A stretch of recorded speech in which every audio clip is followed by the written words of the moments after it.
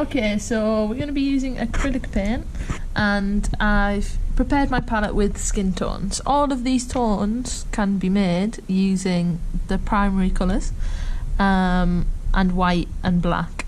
But I've just got them ready here because we have them in bottles, so we can use these directly. They're all very unnatural though, if just taken directly from the bottle. So you will want to mix them together a little bit to get the correct tones that you're looking for. Remember that with anything, it's not necessarily that we have to get the exact right colour, but what we do need is the exact right tone, and we're also looking for colours that look natural if we're using a natural palette. Acrylic is different to watercolour because it's a glue-based paint, so that means that it dries really quickly.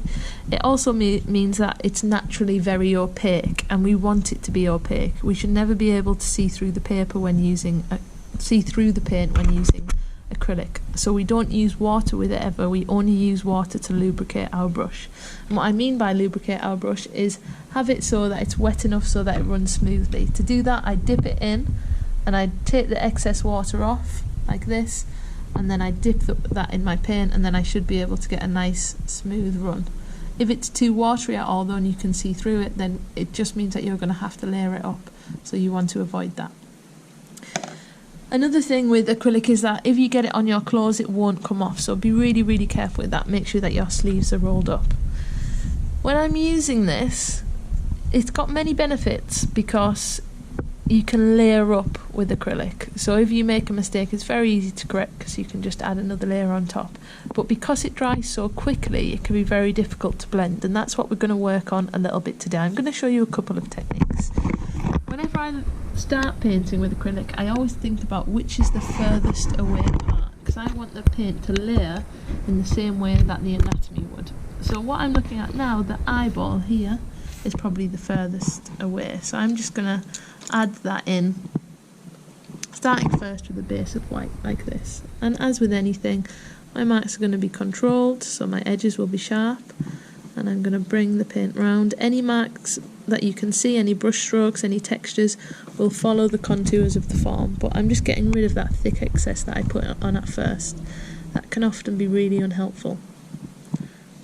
And another thing that you'll be able to see is I'm working quite quickly. I know you might not be able to work quite as quick as me, but you want to work fairly quickly so that you can blend. So here, this paint, as I'm putting it on, it's drying, and the more marks that I make like this, that's just aiding the drying process. And I don't want it to dry because I want to blend a colour into this. So I'm going to have to put another layer on, and then I'm going to get my colour that I want to blend into it, which is a darker shade. I'm going to mix it slightly on here. And then, permitting that it's still wet, I can lightly brush over the top of that, and those two colours will start to blend together like this. And as with adding tone, as with anything, I'm always considering the pressure that I'm applying. And I'm just going to lightly pull that round like this, so that I'm almost flicking the colour into it, like that. And then that should just start to blend nicely, like so. If it's dry, it's not going to blend, and that's what I'm finding now here. This part's dried, so it's not going to blend.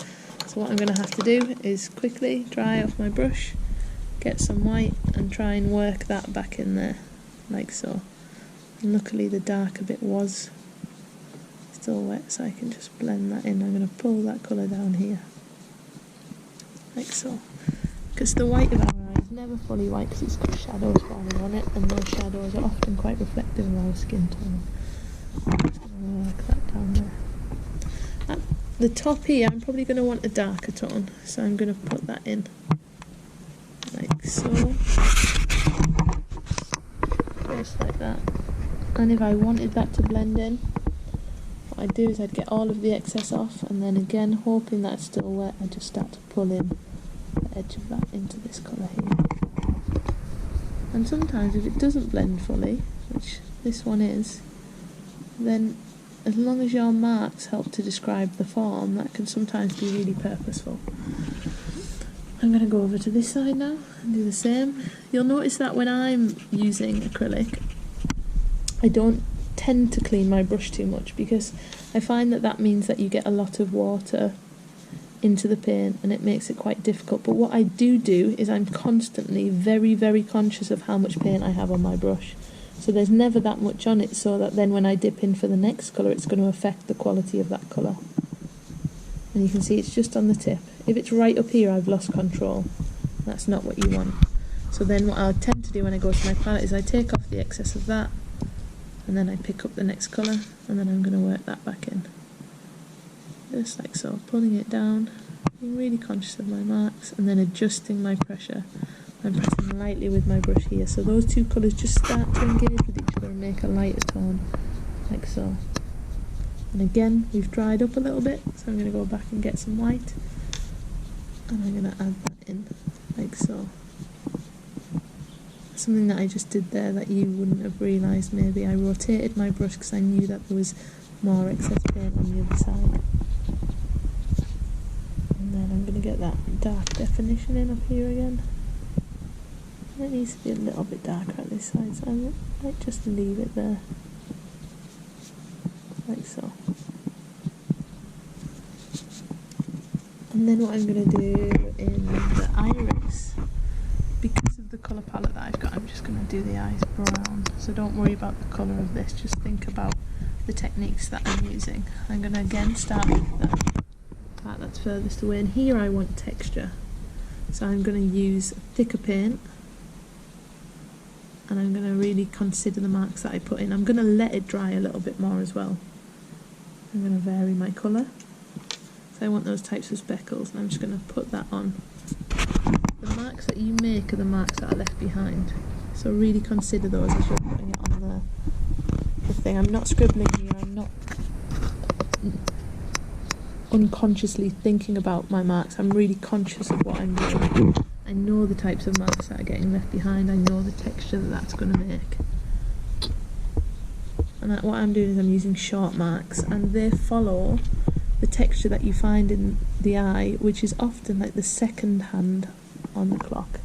Made a little mistake there. I'm going to go correct that a bit later because I went outside the lines, which isn't what I intended to do. I'm just getting this texture in like this.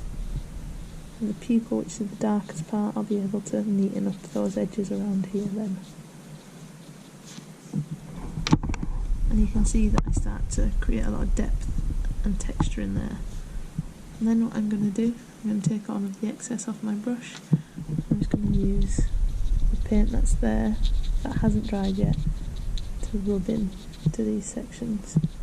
But remember, I'm not getting anything opaque.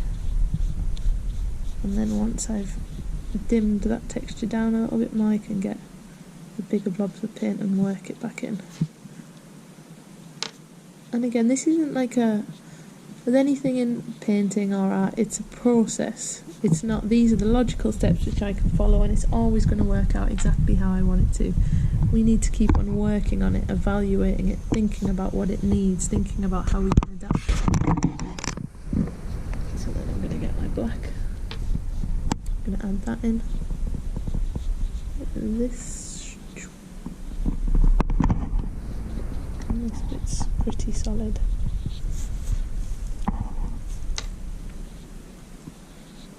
Because this is my darkest colour, you can see that I'm using this last in this sequence, with the only exception being white because the reflection sits on top of the eye. I'm going to use some of this dark around the edge there as well, and I'm going to pull a little bit into the pupil, to get, into the iris, sorry, to again extend the depth. And because these colours are still wet, they just interact with each other really nicely. I'm going to pull that around, and this is where I'm going to correct this edge here. So anything that's outside of my black, I know I need to correct with white, which might be more difficult because I'll need to layer that up a little bit. This bit up here is quite dark, so I'm going to put that dark in, and again pulling that black in to understand, like so. This is all about how you control the paint, and I was thinking about exactly what it is that you're doing with your paintbrush. And now to tidy up this area, I'm just going to get a smaller brush. I'm going to go back with my white. So I'm just going to put it on, picking it up there like that. Put that in. And then obviously I want that to blend, so I'm going to use my lighter touch again. And then I'm going to have to pick up some of that brown and pull it down. But I'm happy to do that. I'm happy to constantly review, constantly think about what it needs and work on it. Just pull that down, be careful not to adjust the quality of the pupil.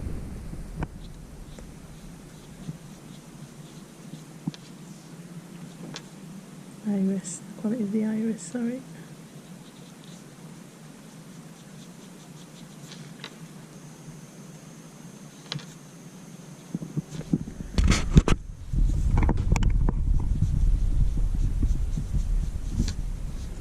Okay, for now I'm going to leave that bit because the layer of the eyelashes will come on in a second. I'm going to start to work with a little bit more speed on some of the other areas. And with acrylic, it's really important that you just consider texture a lot. Where do you want it? How is it going to impact? So sometimes you'll want things to be really seamlessly blended, and other times you'll want things to just, your marks to just stay. Like here, this area, I think I want my marks to be quite prominent, like so. So I'll leave those really visible, and it's fine for marks to be visible as long as they're purposeful. If you want completely invisible marks and you want everything to be really smooth, the paint that you probably want to be using is oil paint, and we'll get onto that a little bit later. I'm going to darken this up. Put some darker tones in here. Like so. You can see my marks are all helping describe the form there. I'm going to pull that along. Pull some of that there, and now I'm just going to start using those techniques here.